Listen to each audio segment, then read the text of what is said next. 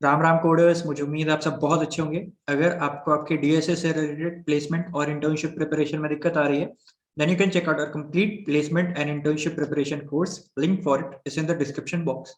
Well, आज का पहला सवाल थोड़ा सा लैंग्वेज क्लियर हो सकता था, मैं बोलूंगा कि मुझे समझने में थोड़ा दिक्कत हुआ था।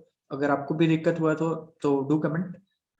बाकी इस क्वेश्चन में बहुत कुछ ज्यादा बड़ा चीज नहीं है, बस इसका लैंग्वेज ही थोड़ा ट्रिकी कर दिया है। ट्रिकी नहीं मतलब थोड़ा अनक्लियर कर दिया है। यहाँ पर क्या है कि आपको एक लैंडस्केप दिया हुआ है और उस लैंडस्केप में आपको स्टार्टिंग इंडेक्स से आपको एंड इंडेक्स तक जाना है। ठीक है, उसके लिए आप दो उपाय कर सकते हो। ठीक है, क्या उपाय हो सकता है?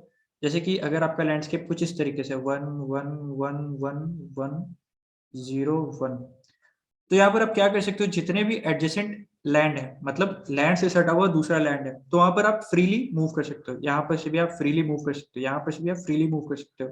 पर अगर आपको वाटर को क्रॉस करके जाना है तो फिर आपको जंप करना पड़ेगा।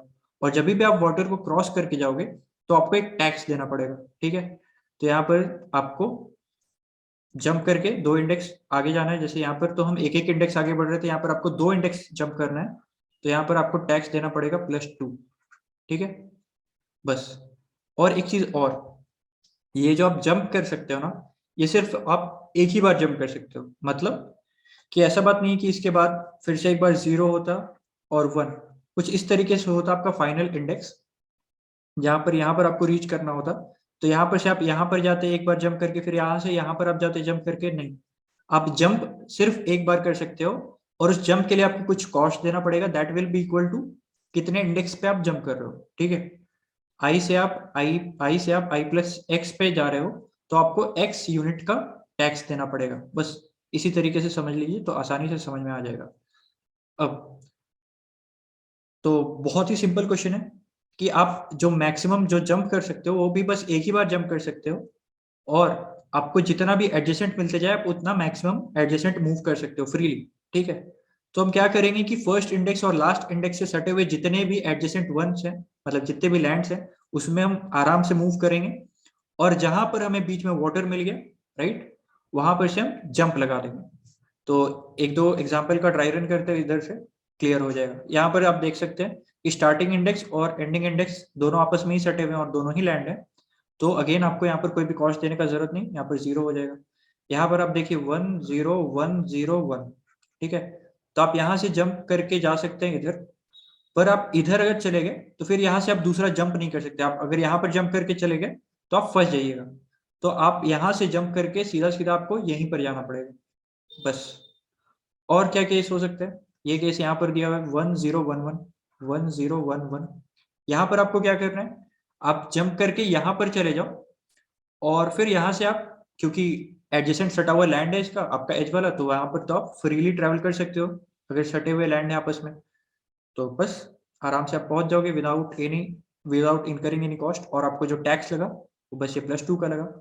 अगर मान लीजिए कुछ एग्जांपल आपका इस तरीके से दिया रहता 1 1 1 0 0 1 1 1, तो इधर से मैं क्या करता, मेरे स्टार्टिंग इंडेक्स से सटा हुआ जितना भी जमीन है उस एक्सट्रीम पे मैं चला जाऊंगा। ठीक है, यहाँ तक चला जाऊंगा और मैं एंडिंग इंडेक्स से देखूंगा उससे सटा हुआ जितना भी जमीन है वहां तक चला जाऊंगा।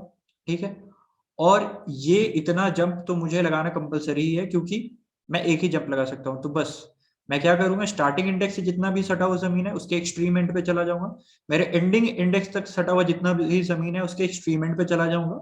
और यहाँ पर जहां पर भी मैं फंसा, मतलब रुका, मतलब मुझे वाटर मिल गया, तो वहां से मुझे जंप लगाना पड़ेगा। बस that's it, that's the only thing you have to do. और भी आप इसमें कुछ कर नहीं सकते। अगर मान लीजिए यहाँ पर बीच में जमीन होता, आप जंप करके यहाँ पर जाते तो आप फंस जाते हैं, क्योंकि आप दूसरा जंप यहाँ से लगा ही नहीं सकते। आप यहीं पर यहाँ पर आए और यहीं पर आप लॉक हो गए। ठीक है, आप जंप भी एक ही कर सकते हो। तो बस इतना सा है, और इसी को मैंने कोड में इम्प्लीमेंट किया है। जो गलतियां हो रही होंगी मुझे उम्मीद है कि लैंग्वेज की क्लैरिटी के चलते ही हो रही होंगी, बाकी इस क्वेश्चन में कोई बहुत ज्यादा खास है नहीं। तो एक बार मैं आपको कोड से अपने वॉक थ्रू करवाता हूँ कि किस तरीके से मैंने इस पार्ट को इम्प्लीमेंट किया है अपने कोड में। ठीक है, तो देख सकते हैं सबसे पहले एंट्री ले लिया है मैंने एरे का। अब मैंने एक पॉइंटर फिक्स कर दिया एंडिंग पे, एक पॉइंटर मैंने फिक्स कर दिया है स्टार्टिंग पे। ठीक है, और जब तक मुझे लास्ट वाले इंडेक्स से सटा हुआ जमीन मिल रहा है तब तक मैं पीछे आते जाऊंगा until and unless I encounter water, मतलब 1 1 0 0 1 1, ठीक है। तो यहाँ पर मुझे लैंड मिला, मैं पीछे आ गया, यहाँ पर मुझे लैंड मिला, मैं पीछे आ गया, यहाँ पर मुझे वाटर मिल गया, मैं यहाँ पर रुक गया, ठीक है। अब स्टार्टिंग वाले इंडेक्स के साथ भी मैं यही करूंगा। यहाँ पर मुझे लैंड मिला, मैं आगे चल गया, यहाँ पर मुझे लैंड मिला, मैं आगे चल गया, यहाँ पर मुझे वाटर मिला, मैं यहाँ पर रुक गया, ठीक है। तो अब हमारा आई और जे यहाँ पर आ चुका है। अब मुझे कितना यहाँ पर से जंप करने का कॉस्ट लगेगा? It will be equal to j minus i plus 2, right, क्योंकि आपको आई से जंप करके जे पे नहीं जाना है। ये आई भी अपना एक आगे बढ़ा हुआ है और जे आपका एक पीछे आया हुआ है, ठीक है। तो जे जहां पर है वहां पर से जे प्लस 1 होना चाहिए था, और आई जहां पर आया हुआ है वहां पर नहीं होके उसको एक पीछे होना चाहिए था, राइट। आई जहां पर है वहां से एक पीछे होना चाहिए था, उसको अपने औकात से एक लेवल आगे बढ़ चुका है। तो अगर आप इसको सिंप्लीफाई करोगे तो ये इक्वेशन बन जाएगा जे माइनस आई प्लस 2। बस यही मैंने किया है।